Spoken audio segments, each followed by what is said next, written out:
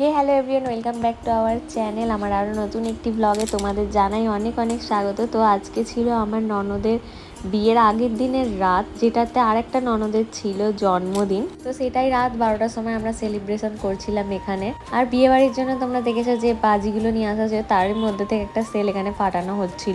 এটা ফাটানোর মতন কারোরই সাহসে কোলাচ্ছিল না এখানে, তাই চলে এসেছিল বাবা। আর এই যে এখন চলে এসেছে আমার ননদ, এটার জন্য পুরোপুরি ছিল সারপ্রাইজ। এটা ওর দাদা আর আমাদের ননদাই ওর জন্য প্ল্যান করেছিল। এটা আমরা নিচে সবাই গল্প করছিলাম, বুঝতে পারিনি যে ওরা এসব করছিল। আর এখানে দেখো সবাই শুয়ে পড়েছে, যেহেতু বিয়ে বাড়ির রাত।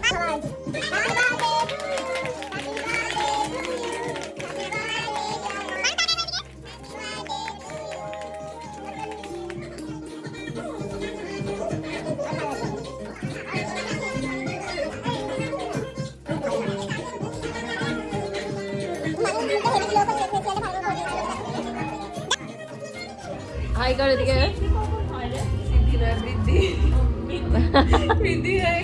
হাই করে করে হাই করে। পরের দিনের ভিডিওটা আমি এই একই সাথে শুরু করলাম, যেহেতু আমার ছোট বাচ্চা আছে তার জন্য আমি সব ধরনের ক্লিপ একসাথে নিতে পারছিলাম না, তাই কিছু কিছু করে এভাবেই আমাকে করতে হয়েছে ভিডিওটা। বৃদ্ধির সাজে ফটোশুট ওর হয়ে গিয়েছিল। আর এখানে দেখো চলে এসেছে এখন গায়ে হলুদ আর সমস্ত তত্ত্বগুলো। অনেক সকাল সকালই এসেছিল, কারণ এখনই হবে আশীর্বাদীর অনুষ্ঠান। তো এখন দিশা রেডি হবে আশীর্বাদীর জন্য। সমস্তটাই ওকে তাড়াতাড়ি করে কমপ্লিট করতে হচ্ছিল, যেহেতু একই দিনে আশীর্বাদটাও ছিল। আর ছেলের বাড়ির সব আশীর্বাদীর লোকজন একদম অন টাইমে চলে এসেছিলো, একটুও লেট করেনি। আর দেখো এখানে সমস্ত তত্ত্বগুলো সাজিয়ে দেওয়া হয়েছিল। দিশা পুরোপুরি রেডি হয়ে গেছিলো। ওপরে হবে যেহেতু আশীর্বাদীর অনুষ্ঠানটা, এবার আমরা সবাই মিলে যাব ওপরে। ওখানে এখন ঠাকুরমশাইয়ের সমস্ত কাজকর্ম যেগুলো বাকি থাকে সেগুলোই চলছিল আর কি। আর দেখো এখানে এখন ভিড় হয়েছিল তত্ত্ব দেখার জন্য, সবাই দেখছিল। এখানে আমি আমার কুচকুচ জামাটা দেখতে পেয়ে গেছিলাম, তো আমার ভীষণ ভালো লাগছিল জামাটা দেখে। একটা সামনে ছোট্টুরি মতন পুতুল আছে, তোমরা দেখতেই পাবে, একটা রেড আর হোয়াইটের কম্বিনেশনের জামা ছিল। চলো এখন শুরু হবে আশীর্বাদী।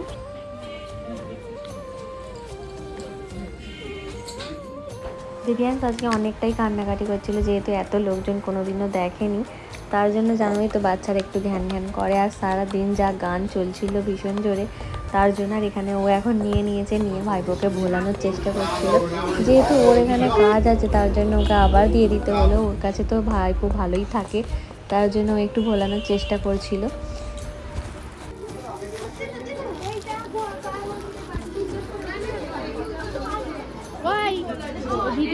তারপরেই শুরু হয়ে গেছিলো আমাদের এখানে গায়ে হলুদের অনুষ্ঠান। ওদের বাড়ি থেকে একটা সুন্দর ডেকোরেশনের জিনিস পাঠিয়েছিল হালদি, সেটা নিয়ে এখানে চলছিল ফটোশুট। পাশেই দাঁড়িয়ে আছে দেখো আমাদের ছোট্ট নিতকুনে।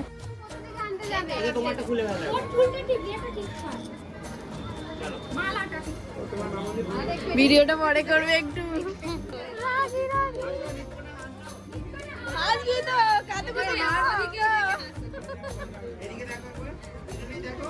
চাইনিজ চোখটা একদম ছোট্ট ছোট্ট হয়ে গেছে।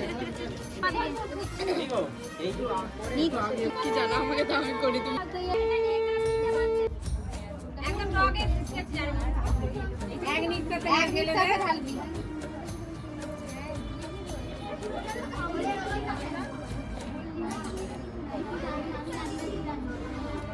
নিচে নিচে দিয়ে পানটাকে দিয়ে দে। পানটা কি করতে হয়? দেওয়ালে দিতে হয় না?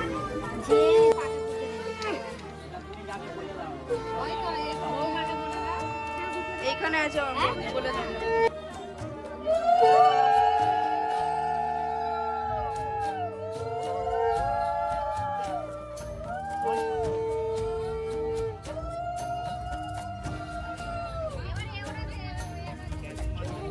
গালে হাত দিয়ে দাঁড়ানোর দিকে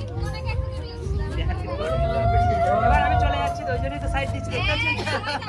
এখন হবে না, এখন হবে না।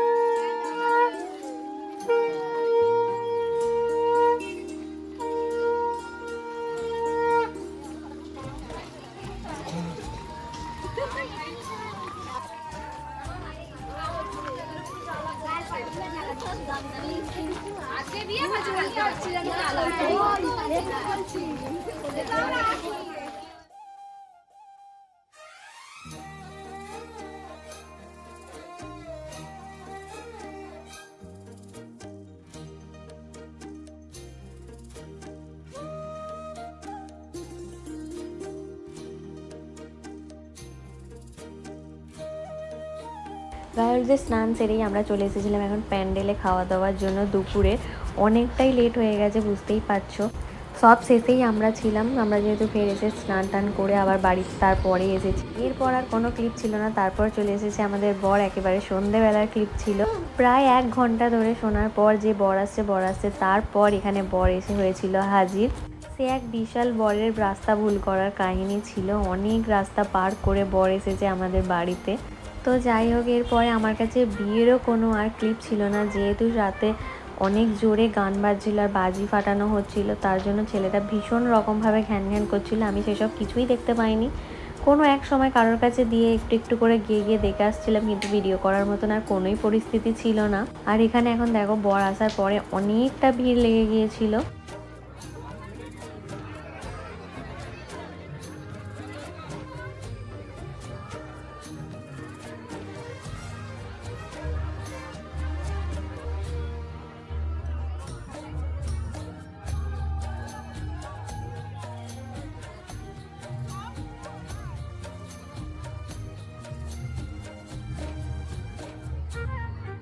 আর এখন আমরা সবাই এখানে ঘর আটকে বসেছিলাম, যেটাতে আমাদের কোনো লাভ হয়নি। এরপর আমরা যাব খেতে।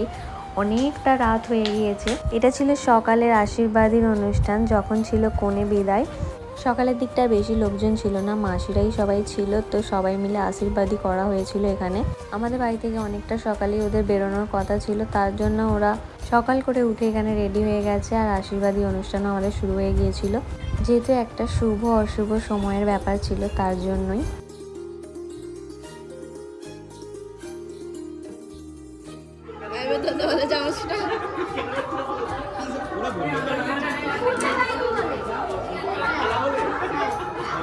রাস্তা দিয়ে আস্তে আস্তে হয়ে গেছে।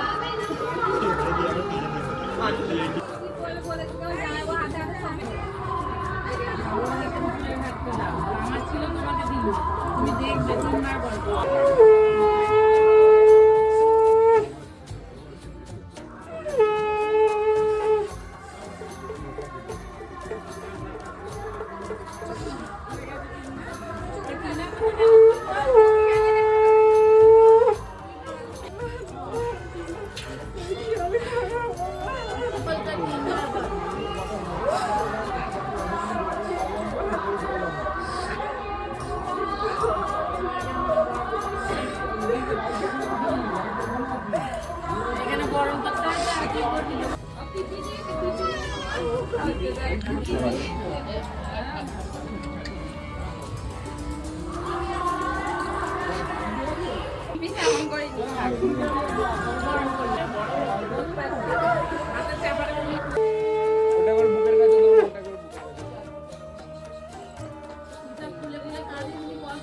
এদিকে দাও, এদিকে দেখো, এদিকে দাও, এদিকে দেখো।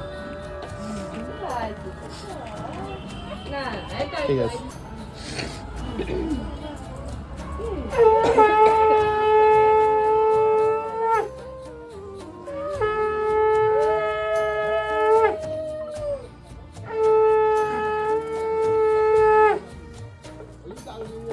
ওটা একবার ধরবে না, ওটা দেখে কাপিয়া